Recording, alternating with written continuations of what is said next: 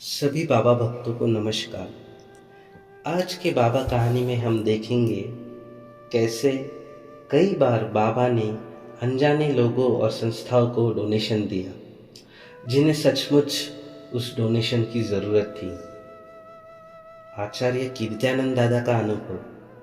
रांची में field walk. मार्च 1967 से मई 1971 तक बाबा रांची में थे। कुल 4 साल और 2 महीने।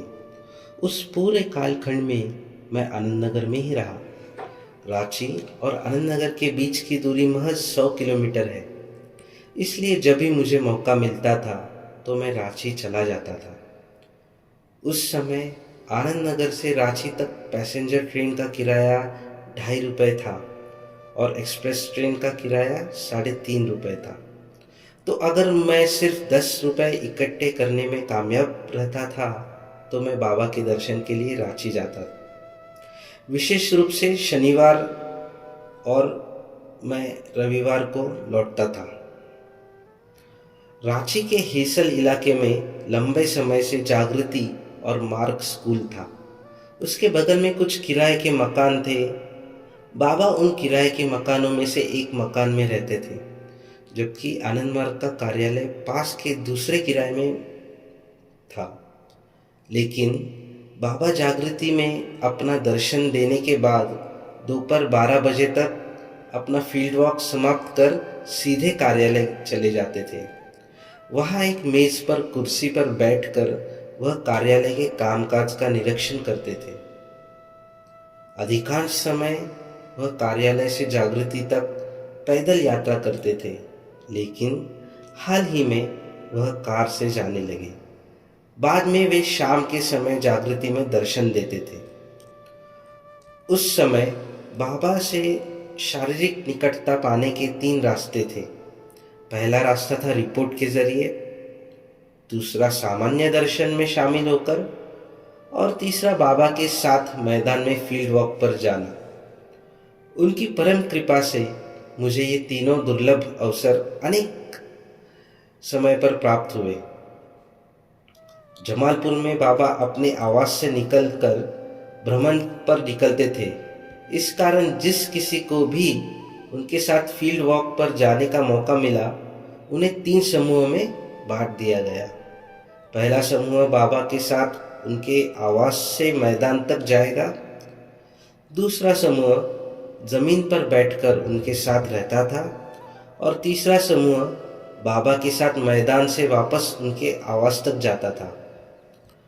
बाबा रांची में कार से खेतों की फील्ड वॉक पर जाते थे और कुछ देर गाड़ी चलाने के बाद एक निर्दिष्ट स्थान पर उतर जाते थे और फिर कुछ देर के लिए टहलते थे।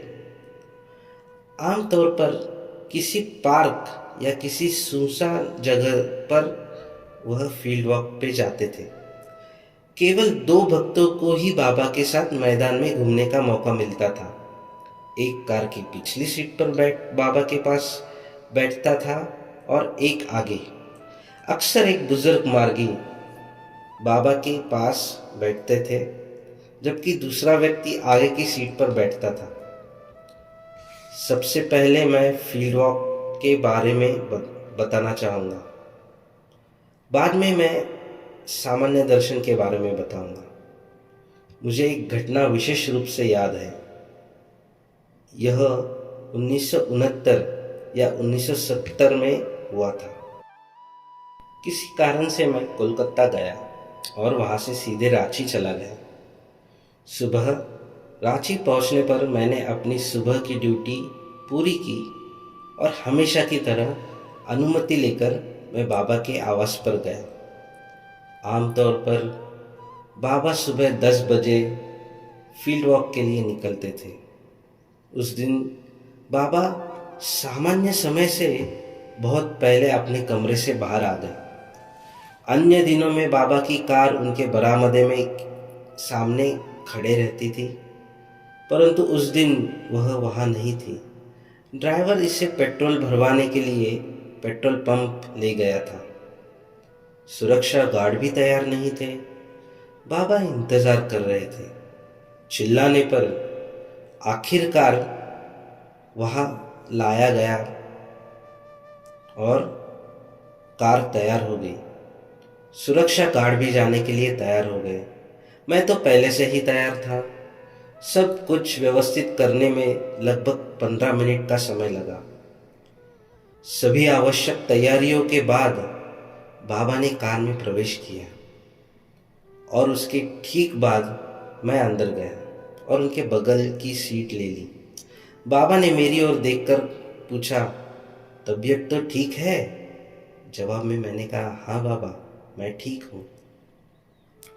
जैसे ही बाबा अंदर बैठे, ड्राइवर ने गाड़ी चला दी। तभी बाबा ने कहा, मैं आज लालपुर जाऊंगा। लालपुर रांची शहर के सबसे भीड़भाड़ वाले इलाकों में से एक है। बाबा उस भीड़भाड़ वाले इलाके में क्यों जाना चाहेंगे, ये मैं समझ नहीं पाया। फिर बाबा ने अपने कुर्ते शर्ट की बाई जेब से एक सफ़ेद लिफाफा निकाला और उसे एक बार देखा और फिर वापस रख दिया। लालपुर चौराहे पर पहुंचने के बाद चालक ने गाड़ी धीमी कर दी। यह महसूस करते हुए कि हम लगभग गंतव्य तक पहुंच चुके थे, बाबा ने मुझसे कहा, क्या तुम देख सकते हो कि रक्षित स्वीट होम नाम से कोई दुकान है या उसके साइन बोर्ड पर कुछ लिखा है या नहीं? जैसे ही बाबा ने यह कहा, मैंने सड़क के दाहिनी ओर की खिड़की से झांक कर देखा तो वहाँ एक मिठाई की दुकान थी जिस पर लिखा था रक्षित मिष्टान्न भंडार। मैंने तुरंत कहा, हाँ बाबा, यह वही है, रक्षित मिष्टान्न भंडार। बाबा ने कहा, ड्राइवर से कहो कि आगे गाड़ी रोक दे। मुझे ड्राइवर से कुछ भी कहने की ज़रूरत नहीं पड़ी, उसने खुद ही कार रोक दी। गाड़ी से उतरे बिना ही बाबा पुकारने लगे, भोला भोला। जब यह घटना घटी उस समय मुझे लालपुर के बारे में कोई जानकारी नहीं थी। न तो मुझे रक्षित स्वीट होम के बारे में जानकारी थी और ना ही मैं भोला नाम के किसी मार्गी को जानता था। इसी वजह से मैंने चुप रहना पसंद किया। लेकिन ऐसा लग रहा था कि बाबा की पुकार की आवाज़ मिठाई की दुकान तक नहीं पहुंची। बाबा की ओर के सामने जो सुरक्षा गार्ड था वह कार से उतरा और पुकारने लगा, भोला जी, आपको बाबा बुला रहे हैं। तभी मैंने देखा कि लगभग 40 साल का एक आदमी दुकान से बाहर आया और बाबा के सामने खड़ा हो गया। बाबा ने उनसे पूछा, क्या तुम्हें वह जानकारी मिल गई जिसको मैंने तुमको पूछा था? बाओला जी ने उत्तर दिया, हाँ, मुझे खबर मिली। बाबा ने उनसे पूछा, क्या यह सही जानकारी है? भोला जी ने फिर उत्तर दिया, हाँ, जानकारी सही है। उनकी बातचीत से मुझे कुछ समझ नहीं आ रहा था, लेकिन कम से कम मुझे यह एहसास हुआ कि उस दिन से पहले बाबा और भोला जी के बीच कुछ चर्चा हुई थी। बाबा ने कहा, मैं वहाँ जाना चाहूँगा। मैं कैसे जा सकता हूँ? भोला जी ने कहा, मैं ड्राइवर को समझा दूंगा कि वहाँ कैसे जाना है। बाबा ने कहा, देखो, अगर तुम्हें कोई दिक्कत नहीं है तो तुम मेरे साथ वहाँ चलोगे तो बेहतर होगा। भोला जी ने पूछा, जाऊं? बाबा ने कहा, देखो, मैं कह रहा हूं कि अगर तुम्हें कोई दिक्कत नहीं है तो तुम मेरे साथ चलो तो बेहतर ही होगा। ठीक है। इतना कहकर भोला जी अपनी दुकान पर यह समझकर वापस चले गए कि दुकान की जिम्मेदारी किसी दूसरे व्यक्ति को सौंपकर लौटेंगे। इन भोला जी का पूरा नाम भोलानाथ रक्षित है। उनका घर पुरुलिया जिले के तुलीन में था। जैसा कि मैं यहाँ लिख रहा हूँ, वह अभी भी जीवित है और काम कर रहे हैं। क्योंकि उन्हें अंदर काफ़ी समय लग रहा था, इसलिए दोबारा उनके लिए आवाज़ आई। इतनी सारी पुकारों के बाद आखिरकार वह बाबा की कार में ड्राइवर की सीट के पास आकर बैठ गए। जैसे ही गाड़ी चलने लगी, बाबा ने भोलादा से पूछा, अभी हम जिस व्यक्ति से मिलने जा रहे हैं उसका पद क्या है? भोलादा ने जवाब में कहा, वह हेडमास्टर है। बाबा ने कहा, क्या वह हेडमास्टर है? कार एक छोटे से गांव की गली में दाखिल हुई। यह बहुत छोटा था। कुछ दूर चलने के बाद कार रुक गई। भोलादा ने अपनी उंगली से सड़क के बाईं ओर अपने घर के हेडमास्टर के घर बताया। बाबा ने मेरी ओर देखते हुए पूछा, क्या मुझे उसके घर जाना चाहिए या उसे यहाँ आने के लिए बुलाना चाहिए? मैं इस बारे में बाबा से कुछ नहीं कह सका क्योंकि मुझे समझ में नहीं आ रहा था कि क्या हो रहा है। कुछ देर रुककर बाबा ने कहा, नहीं, मैं वहाँ नहीं जाऊँगा। बेहतर होगा कि मैं उसे यही बुला लूँ। बाबा ने भोलादास से कहा, जाओ और उनसे कहो कि एक सज्जन आपसे बात करना चाहेंगे। याद रखिए, आपको इससे ज़्यादा और कुछ नहीं कहना है। बाबा की बात सुनकर भोलादा हेडमास्टर के घर गए। कुछ ही मिनट बाद भोलादा के साथ एक लंबे कद काठी का बुजुर्ग व्यक्ति घर से निकला। उन्होंने धोती और पारंपरिक आधी शर्ट पहन रखी थी। उसके कपड़े देखकर पता चल रहा था कि वह बंगाली है।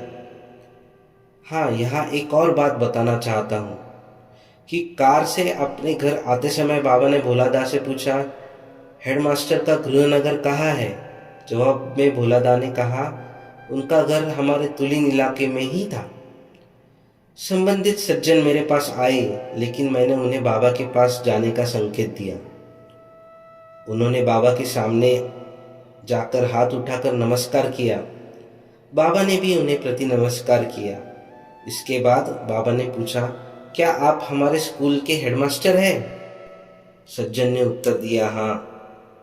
बाबा ने कहा, मैंने सुना है कि स्कूल की आर्थिक स्थिति अब बहुत खराब है। जवाब में हेडमास्टर ने कहा, हाँ, स्कूल की आर्थिक स्थिति बहुत खराब है। बिहार सरकार कोई वित्तीय सहायता नहीं देती। फिर बाबा ने कहा, अगर तुम्हें कोई आपत्ति न हो तो मैं स्कूल के लिए कुछ दान देना चाहता हूँ। इतना कहकर बाबा ने अपने कुर्ते की जेब से लिफाफा निकाला और जैसे ही उसे थमाया, बाबा बोले, इसमें 1000 रुपए की छोटी राशि है, कृपया इसे स्कूल के लिए उपयोग करें। इस घटना के समय रुपए की कीमत 1000 थी। आज की तुलना में कहीं अधिक मूल्यवान था। जैसे ही उन्होंने लिफाफा स्वीकार किया, हेडमास्टर ने पूछा, आपका नाम? बाबा ने कहा, नाम का क्या उपयोग, मैंने मदद की और यह पर्याप्त होनी चाहिए। तब हेडमास्टर ने कहा, मुझे एक रसीद जारी करनी होगी और इसी कारण से मैं आपका नाम जानना चाहता हूँ। बाबा ने उत्तर दिया, अगर रसीद जारी करनी है तो किसी शुभचिंतक के नाम से जारी करो। यह सुनकर हेडमास्टर और अधिक जिद करने लगे और पूछा, नहीं, फिर भी आपका नाम जानना चाहूँगा। फिर बाबा ने मेरी तरफ देखा। बाबा की ओर देखते हुए हेडमास्टर ने उत्सुकता से मेरी ओर देखा और फिर पूछा, कृपया बताइए क्या नाम है? मैंने कहा, श्री प्रभात रंजन सरकार। जैसे ही मैंने नाम कहा, बाबा ने हेडमास्टर को नमस्कार किया और कहा, मैंने आपका बहुत समय बर्बाद किया है, कृपया नाराज न हो। यह सुनकर हेडमास्टर बहुत शर्मिंदा हुए और बोले, नहीं नहीं, बिल्कुल भी नहीं, मेरे समय की बर्बादी नहीं हुई। ड्राइवर ने गाड़ी स्टार्ट कर दी। तब बाबा ने मुझसे कहा, तुम्हें पता है, मैंने आज तक जो भी दान किया है वह कभी भी अपने नाम से नहीं किया। पूरे घटनाक्रम का अवलोकन करते हुए मेरे मन में पूरी स्थिति जानने की जबरदस्त उत्सुकता प्राप्त हुई। मौका पाकर मैंने बाबा से पूछा, बाबा यह कौन सा स्कूल है? बाबा ने कहा, आप देखिए, यह पूरे रांची में एकमात्र बंगाली माध्यम स्कूल है। क्योंकि यह एक बंगाली माध्यम स्कूल है, इसलिए बिहार सरकार कोई वित्तीय सहायता नहीं देती है। बस 1 मिनट के लिए सोचो, अगर यह स्कूल बंद हो जाता है आर्थिक तंगी के कारण, इन बंगाली परिवारों के बच्चे की पढ़ाई के लिए कहाँ जाएंगे? मैंने आनंद बाजार समाचार पत्रिका में इस स्कूल के बारे में खबर पढ़ी और फिर भोला से स्कूल के बारे में जानकारी जुटाने के लिए कहा। इस कहानी और बाबा के दान के संबंध में मुझे जमालपुर की एक और घटना याद आई। जमालपुर में चिल्ड्रंस होम का उद्घाटन होना था। मार्गियों ने बाबा से इसका उद्घाटन करने का अनुरोध किया। बाबा सहमत हो गए और निश्चित दिन पर बाबा ने लाल रिबन काटकर मुंह बाल गृह का उद्घाटन किया। फिर सब कुछ देखने के बाद बाबा ने अपने जेब से 300 रुपये निकाले और एक मार्गी को पैसा देते हुए कहा, आपने एक बाल गृह खोला है, इसके लिए मुझे भी कुछ करना चाहिए। यहाँ एक और बात यह है कि मैंने बाबा को पिछले किसी भी अवसर पर आनंद मार्ग के बाहर के लोगों से बात करते हुए नहीं देखा था। यह मेरा पहला अनुभव था। बाद में मैंने उन्हें कई स्थानों पर ऐसा करते देखा और लोगों से बात करते समय बाबा इतना विनम्र थे, यह आश्चर्य की बात थी। मैं उनकी सर्वोच्च विनम्रता को कभी नहीं भूल सकता।